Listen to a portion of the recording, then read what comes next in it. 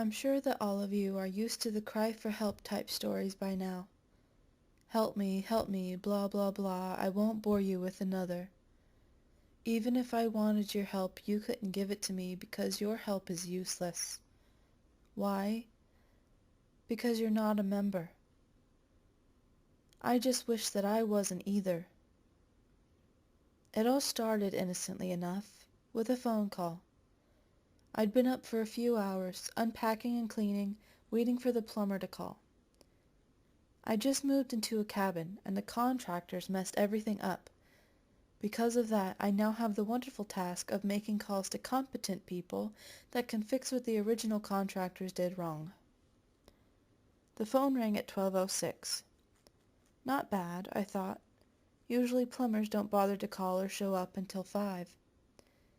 When I picked up the phone, I didn't even get a chance to say hello before a woman on the line told me, "Please hold for the next available operator." I hopped up and sat on the cabinet in the kitchen. It was one of the few places in the cabin not occupied with boxes. Elevator music leaked into my ear. I started to drowse off when the music stopped and the piano chord that sounded like it was 3 notes that didn't quite go together played through the receiver twice. A voice came on the line. "Welcome to Booth World Industries. My name is Samantha, and I will be your operator today. Name?" I didn't know what to say, so I told the operator my name. "Sir, we know who you are. I'm your operator. Please give me a name to access." "I don't understand," I said. "It can be anyone, sir. We just need a name." Okay," I said. I made up a name. Harold Withers. "Sir, as your operator, I must point out that fictitious names, or the names of people that you don't know, cannot be used." "Used for what?" I asked. How had she known that I'd made up that name? The whole thing felt like it was some sort of prank, but hardly anyone knew my new phone number. "Remodeling." "Remodeling? Is this the plumber?" I asked. "Welcome to Booth World Industries. My name is Samantha, and I will be your operator today. Name?" I took that as a yes and gave them the name of an ex-girlfriend. Jessica Goodwin. I could hear the clicking of a keyboard on the other end of the phone. It sounded like the woman was pounding the thing with her fists. After a few moments of this, she returned. "Jessica Goodwin," she said. "Remodeling is scheduled for August 25th, 2015. Would you like to reschedule?" I was silent on my side of the phone. I couldn't believe this. Someone had to be playing a prank on me. "Who is this? Is this you, Jessica? Are you playing a prank on me?" I asked. The woman didn't respond for a long time. I thought that whoever was on the other end of the phone was holding in a laugh. "Hello?" I asked. "Yes or no, sir?" the woman asked back. "Yes," I said, not understanding what the woman was asking. "I have a Tuesday appointment available. Will that work?"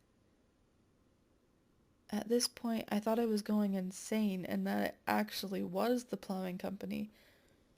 "What about today?" I asked. "Do you have anything available for today?" "Normally we can't arrange for a reschedule on such short notice, but today we had a cancellation. How does 3 o'clock work for you?" 3 o'clock is fine," I said.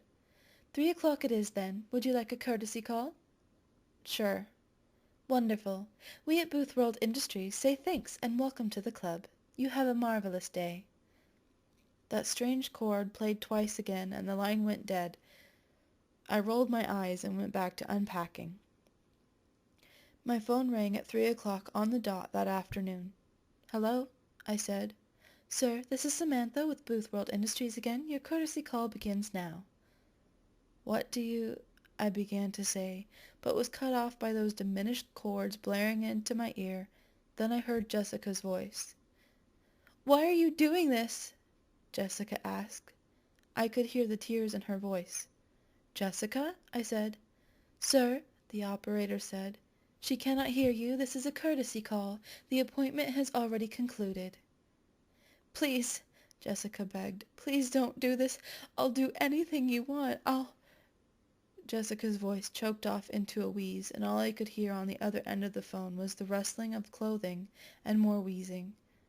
Eventually it stopped, and someone picked up on the other end.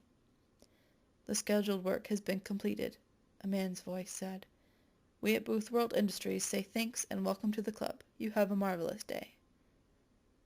"Sir," the operator came back on the line, "was that to your satisfaction?" I sat there for a long time, cold sweat dripping down my ribcage.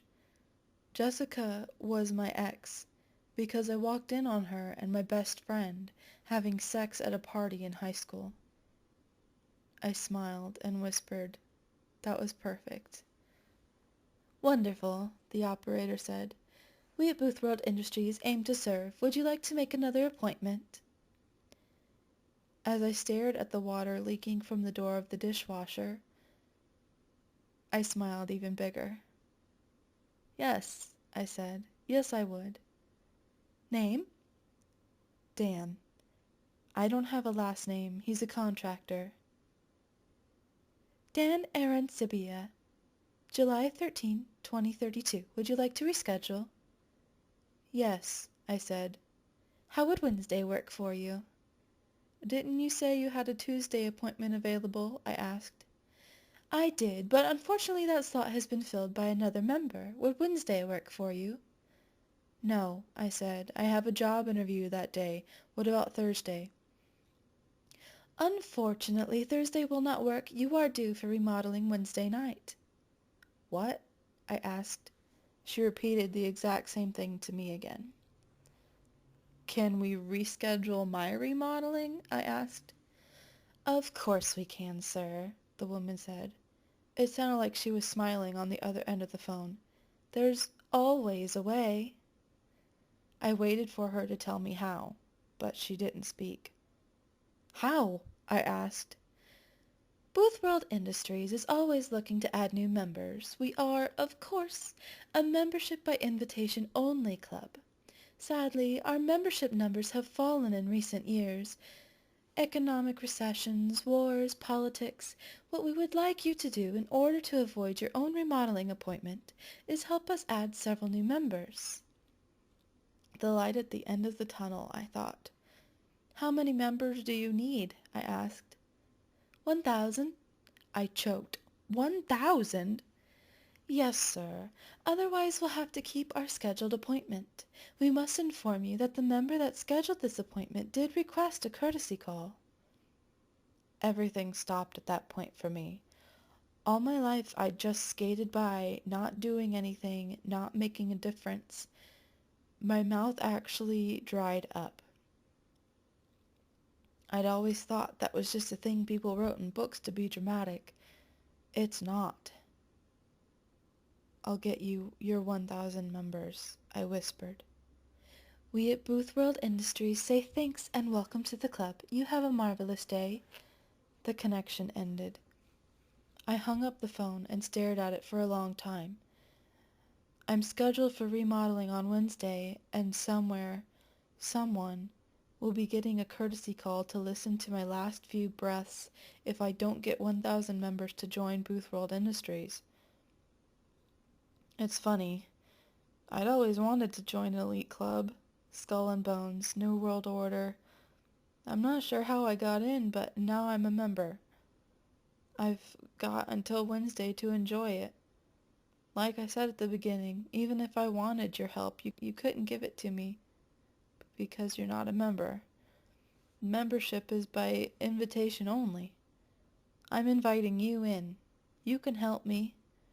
Just call 630-296-7536.